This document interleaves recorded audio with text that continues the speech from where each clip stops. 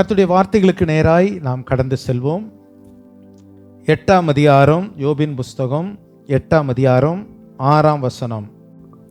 சுத்தமும் செம்மையுமாய் இருந்தேயானால் அப்பொழுது அவர் உமக்காக விழித்து நீதியுள்ள உம்முடைய வாசஸ்தலத்தை சாங்கோபமாக்குவார். ஆமென். ஹல்லேலூயா. கர்த்தருக்கு மகிமை உண்டாவதாக. யோபுவை குறித்து நாம் எல்லாரும் அறிவோம். கர்த்தருக்கு முன்பதாக நீதிமானாக, உத்தமனாக, பொல்லாப்புக்கு விலகி தேவனுக்கு பயந்தவராய் காணப்பட்டார் என்று சொல்லி யோபின் புஸ்தகத்திலே நாம் 1ஆம் அதிகாரத்திலே அவரை குறித்து நாம் வாசிக்கிறோம். 1ஆம் அதிகாரம் 1ஆம் வசனத்தை வாசிப்போம். ஊத்ஸ் தேசத்திலே யோபு என்னும் பெயர் கொண்ட ஒரு மனுஷன் இருந்தான். அந்த மனுஷன் உத்தமனும் சன்மார்க்கனும் தேவனுக்கு பயந்து பொல்லாப்புக்கு விலகுறவனுமாய் இருந்தான். ஆமென். ஹல்லேலூயா. இந்த யோபு நல்லது ஒரு தேவ மனிதர், தேவனுக்கு பயந்தவர், தன் குடும்பத்தார் எல்லாரையும் கர்த்தருடைய பாதையிலே வழி நடத்தினவர். குடும்பத்தாருக்காக அவர் காலையிலே பலி செலுத்துவார். அப்படிதான் அந்த வசனம் சொல்லுகிறது. அவர் என்ன செய்வார் என்றால், ஒவ்வொரு நாளும் காலையிலே தன்னுடைய பிள்ளைகளுக்காக என்ன செய்வார்? பலி செலுத்துவார். 5ஆம் வசனத்தை வாசிக்கலாம். விருந்து செய்கிற அவருடைய நாள் முறை முடிகிற போது யோபு, ஒருவேளை எனக்கு குமாரர் பாவம் செய்து தேவனை தங்கள் இருதயத்திலே தூஷித்திருப்பார்கள் என்று சொல்லி அவர்களை அழைத்து அனுப்பி பரிசுத்தப்படுத்தி அதிகாலமே எழுந்து அவர் எல்லோருடைய இலக்கத்தின்படியேயும் சர்வாங்க தகன பலிகளை செலுத்துவான். இந்த பிரகாரமாக யோபு நாட்கள் எல்லாம் செய்து வருவான். இதிலே கற்றுக்கொள்கிற ஒரு சத்தியம் என்ன? சில வேளைகளிலே நம்முடைய பிள்ளைகள் நம்மை தவறுகிறார்கள். பெற்றோர்கள் பிள்ளைகளுக்காக கர்த்தரிடத்தில் மன்றாட வேண்டும். பெற்றோர்கள் அதிகாலமே எழுந்து பிள்ளைக்காக யோபு ஜெபித்தார் என்று எழுதப்பட்டு இருக்கிறது. இதெல்லாம் நம்முடைய வாழ்க்கையிலே நாம் செய்ய வேண்டும். கர்த்தருக்கு மகிமை உண்டாவதாக. இப்படிப்பட்ட யோபுடைய வாழ்க்கையிலே ஏற்பட்ட ஒரு சேலஞ்சஸ், ஒரு சவால் ஒன்றை பார்க்கிறோம். அந்த சவால் யோபுவின் நிமித்தம் ஆண்டவருக்கும் சாத்தானுக்கும். சாத்தான் என்ன சொல்லுகிறான்? நீர் எல்லாவற்றையும் கொடுத்து விட்டீர், அதனால அவர் உம்மை தேடுகிறார். ஆண்டவர் சொல்றார், இல்லை இல்லை இல்லை, அவன்கிட்ட உள்ளது எல்லாம் பிடுங்கினாலும் கூட அவன் என்னை நேசிப்பான், என்னை தேடுவான். அல்லேலூயா. கர்த்தர் நமக்கு கொடுப்பதினால் நாம் கர்த்தரை தேடுகிறோமா, அல்லது கர்த்தர் நல்லவர் என்பதை நாம் அறிந்ததினால் கர்த்தரை தேடுகிறோமா? கர்த்தர் நல்லவர்.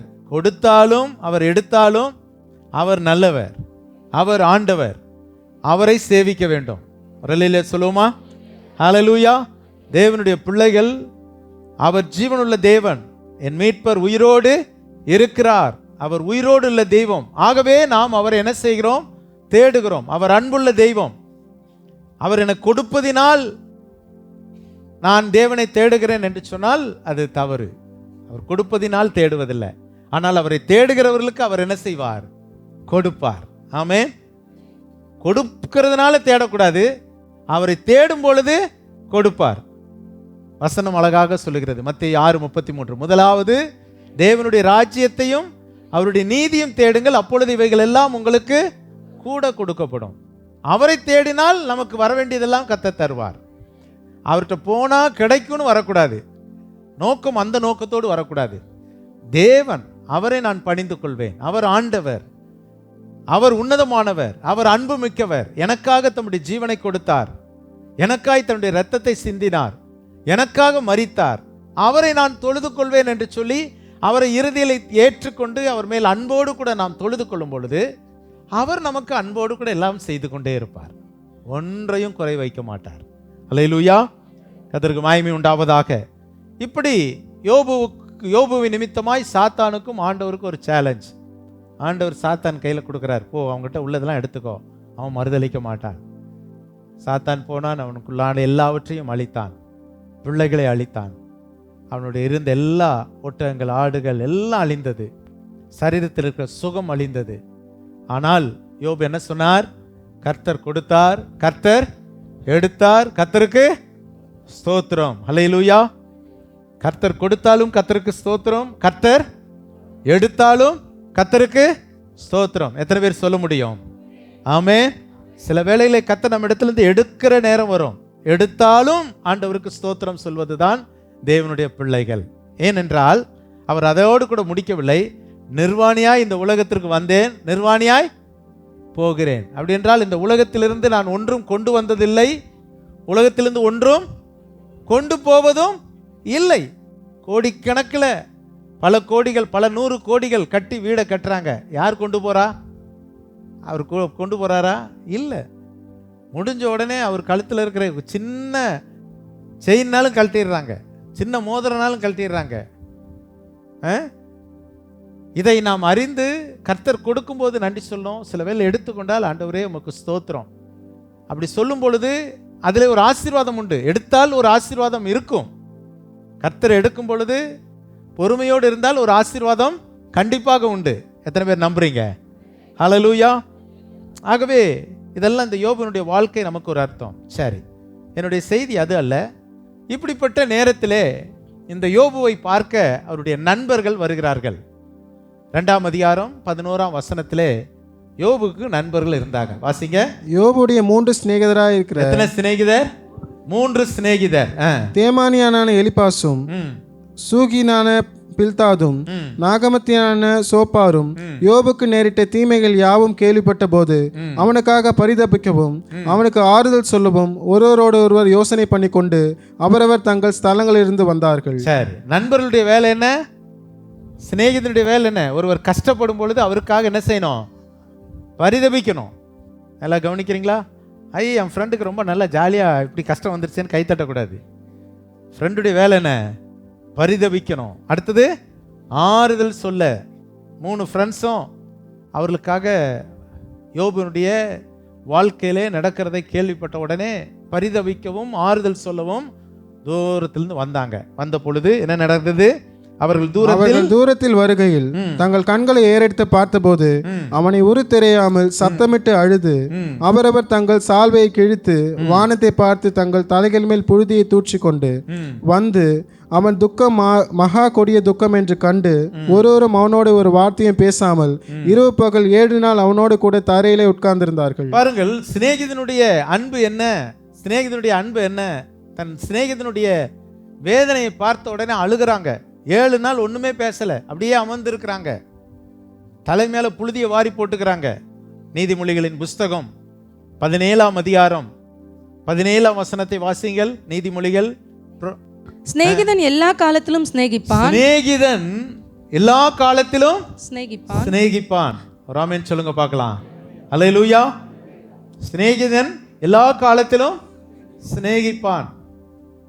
நல்ல பணம் இருக்கும்போது சிநேகிக்கிறவன் சிநேகிதன் அல்ல.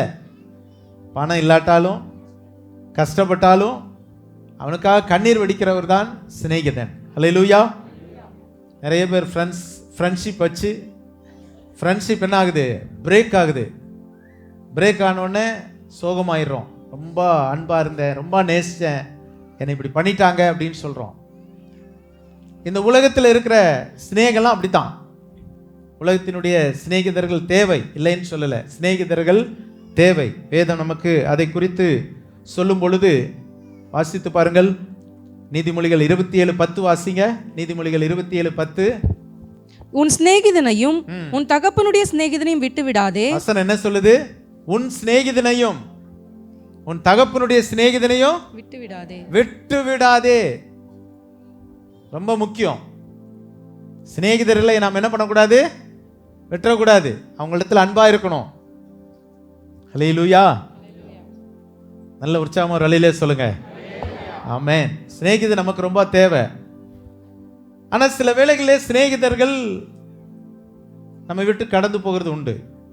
உங்களுக்கு ஒரு நல்ல சிநேகிதரை நான் உங்களுக்கு அறிமுகப்படுத்த விரும்புகிறேன். யோவான் 15:15. ஜான் 15:15. யோவான் 15:15. இனி நான் உங்களை ஊழியக்காரர்கள் என்று சொல்வதில்லை.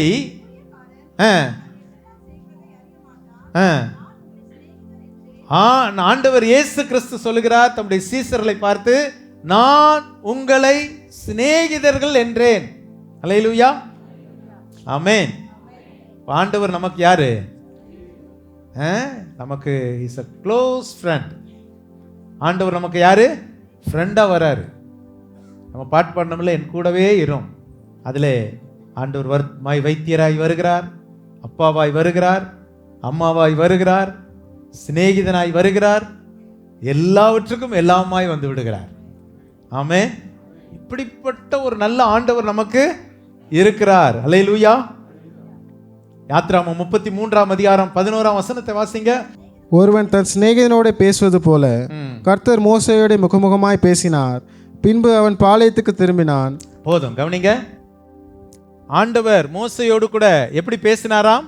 சிநேகிதனோடு பேசுவதை போல பேசினார். ஆமென். நீங்க கர்த்தருக்கு மோசை போல பிரியமாய் இருந்தால் உங்களோடு கூட கர்த்தர் பேசுவார். சிநேகிதனோடு பேசுவதை போல பேசுவார். ஆமென். ஃப்ரெண்டா இருக்கிறவங்க ஒருவர் பார்க்காம இருக்க மாட்டாங்க. உண்மையா? எப்படியாவது ஒரு நாளைக்கு ஒரு முறை என்ன பண்ணிடுவாங்க? பார்த்துருவாங்க.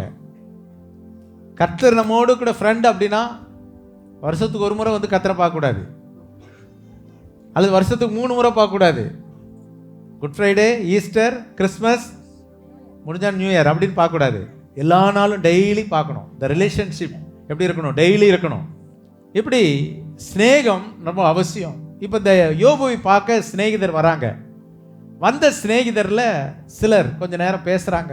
கடைசியில் ஆண்டவர் கடித்து கொள்றாரு, நீ ரொம்ப பேசிட்டீங்க அப்படின்றாரு. வந்தவங்க வந்தது எதுக்கு வந்தாங்க? துக்கம் விசாரிக்க வந்தாங்க. துக்கம் விசாரிச்சாங்க, அழுதாங்க. அப்புறம் பேச ஆரம்பிச்சாங்க. பாருங்க, ஒவ்வொருத்தரும் ஒன்று சொல்ல ஆரம்பிச்சிட்டாங்க. நீர் அப்படி செய்திருப்பீர், இப்படி பண்ணியிருப்பீர் அப்படின்னு சொல்லி யோபுவை குற்றம் சுமத்த ஆரம்பித்தாங்க. சில நல்ல காரியங்களையும் சொன்னாங்க. இப்போ இன்றைக்கு நாம் தியானிக்கிற வசனம் என்ன? 8ஆம் அதிகாரத்தில் சூகியனாகிய பில்தாத், ஒன் ஆஃப் த ஃப்ரெண்ட், யோபுடைய ஒரு நண்பன் பில்தாத் என்பவன் சொல்லுகிற ஒரு காரியத்தை தான் நாம் இன்றைக்கு தியானிக்க போகிறோம். அவர் என்ன சொல்லுகிறார்? நீர் சுத்தமும் செம்மையுமாய் இருந்தீரே, ஆனால் சுத்தமும் செம்மையுமாய் இருந்தால் வசனம் என்ன சொல்லுகிறது? அவர் உமக்காக விழித்து உம்முடைய வாசஸ்தலத்தை சாங்கோபமாக்குவார். அதனுடைய அர்த்தம் என்ன அப்படின்னு சொல்லி நாம் பார்க்கும் பொழுது, ஆங்கில வேதாகமத்தில் நீங்கள் அதை பார்க்கும் பொழுது இவ்விதமாக எழுதப்பட்டு இருக்கிறது. He make the habitation of thy righteous prosperous. நீதிமானுடைய வாசஸ்தலத்தை என்னவாக்குவாராம்? ப்ராஸ்பரஸ் ஆக்குவார்.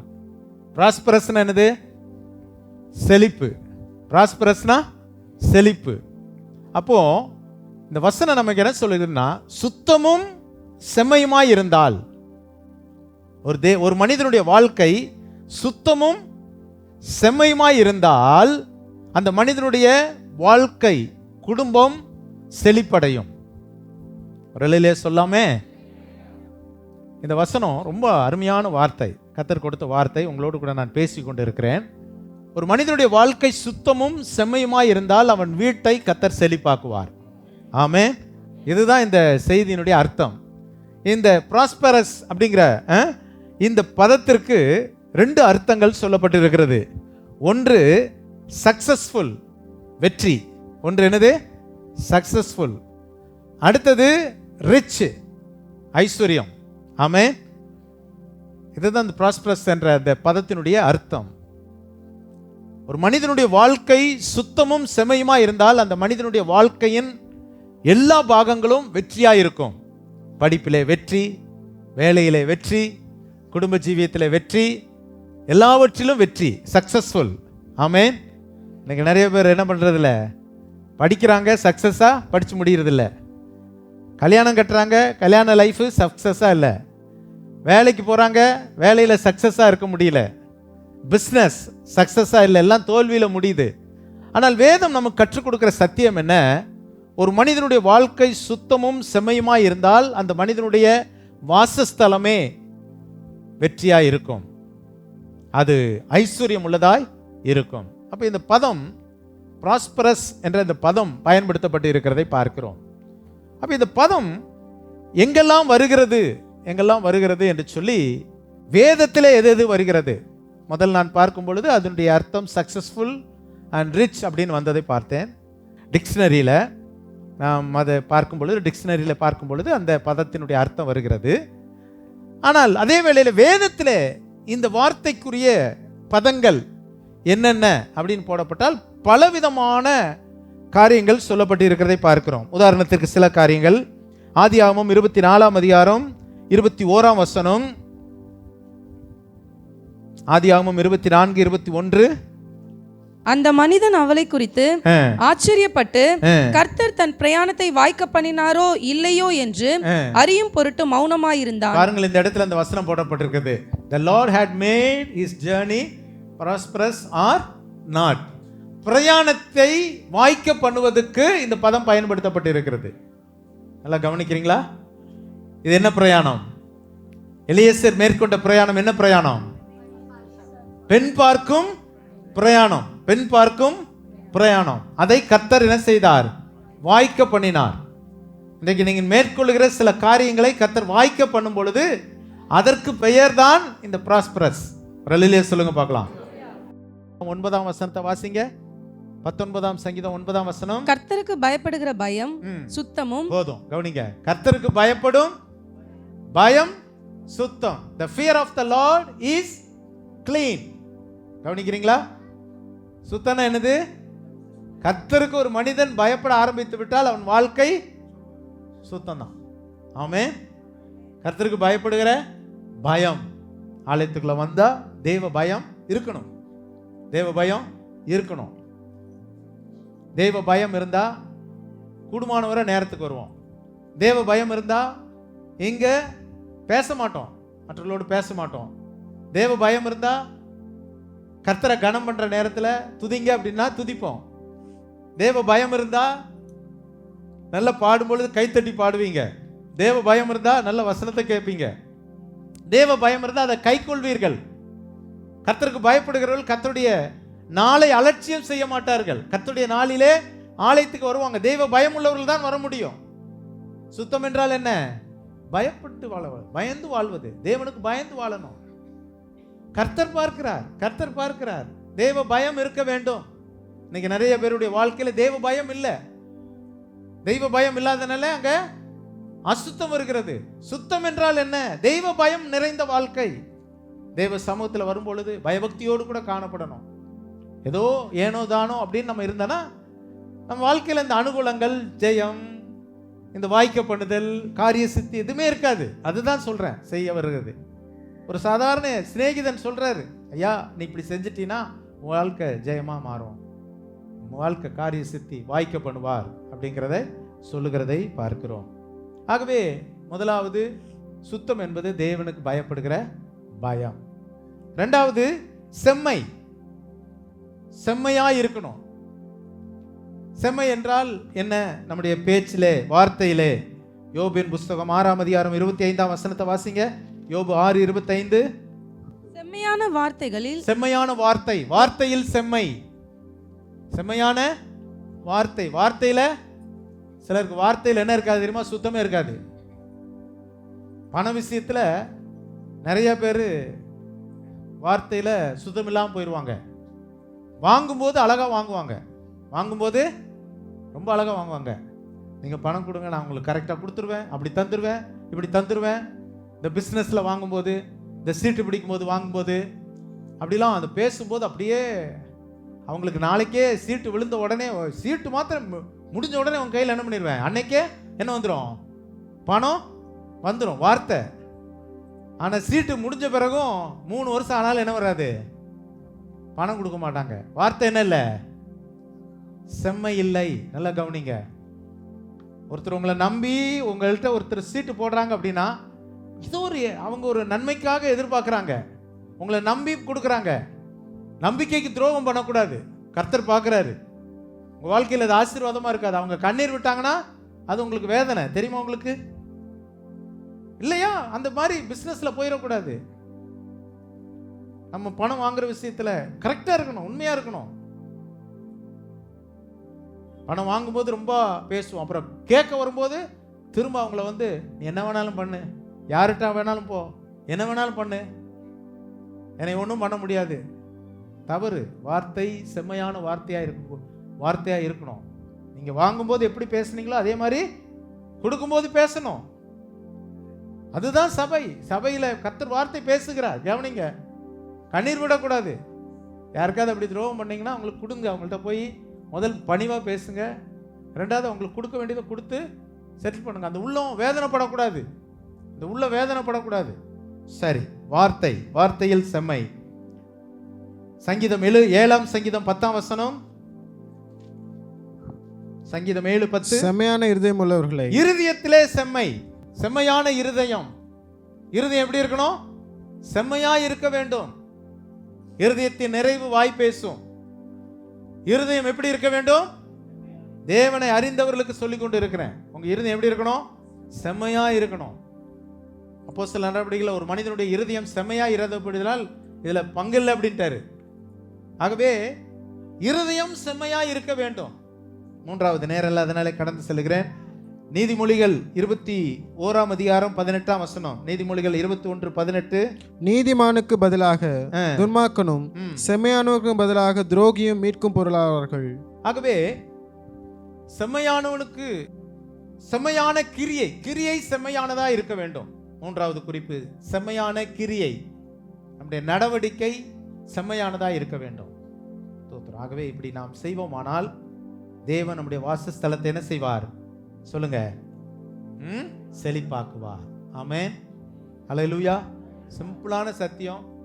ஒரு கஷ்டத்தில் இருந்த ஒரு மனிதனுக்கு ஆறுதல் சொல்ல வந்தவன் ஆலோசனையே சொன்ன வார்த்தை, நீ சுத்தமும் செம்மையுமானவனா இருந்தால் கர்த்தர் உன்னுடைய வாசஸ்தலத்தை செழிப்பாக்குவார். ஆமென். நம்ம வாழ்க்கையில் ஒன்றை கற்றுக்கொள்ளணும். தேவனுடைய பிள்ளைகள் நம்ம வாசஸ்தலம் நல்லா இருக்கணும். நம்ம பிள்ளைகளுக்கு நம்ம ஆசீர்வாதத்தை வச்சுட்டு போகணும். பிள்ளைகளுக்கு சாபத்தை வச்சுட்டு போயிடக்கூடாது. பெற்றோரால சாபத்தை அனுபவிக்கிற பிள்ளைகள் உண்டு, தெரியுமா உங்களுக்கு? பெற்றோர்களை ஏமாத்தி உலகத்தை ஏமாத்தி ஊரை ஏமாத்தி பிள்ளைகளுக்கு சாபத்தை வச்சுட்டு போயிடக்கூடாது. பிள்ளைகளுக்கு ஆசீர்வாதத்தை வைக்கணும் அப்படின்னா முதலாவது பெற்றோர்கள் சுத்தம், கர்த்தருக்கு பயப்படும் பயம். இரண்டாவது செம்மையான ஜீவியம், வார்த்தையிலே, இருதயத்திலே, கிரியையிலே செம்மையாய் நடக்க வேண்டும். நடந்தால் நம்முடைய வீடு, உங்கள் வாழ்க்கை, ஆமென், எப்படி இருக்கும்? செழிப்பாய் இருக்கும். எல்லாரும் கண்களை மூடி ஜெபம் பண்ணுவோமா? ஆண்டவரிடத்துல கேளுங்க, ஆண்டவரே, நான் எதுலெல்லாம் நான் செம்மை இல்லாமல் இருக்கிறேன், என் குடும்பத்தில் ஏன் கஷ்டம், ஏன் எனக்கு சில காரியங்கள் வாய்க்கல, ஏன் சில காரியங்கள் எனக்கு ஜெயமா வரல, தோல்வி. ஆண்டவரே, ஏன் என்னுடைய வாழ்க்கையில சில காரியங்கள் அனுகூலமா இல்லாம போயிடுச்சு. ஆண்டவரிடத்துல கேட்போமா? என் வாழ்க்கையில எனக்கு இறங்கும் ஆண்டவரே, என்னோடு கூட பேசி இருக்கிறீர். கர்த்தருக்கு பயப்படும் பயம். ஆலயத்துக்குள்ள வரும்பொழுது ஒரு தேவ பயத்தோட உட்காரணும், அலட்சியமா உட்காரக்கூடாது.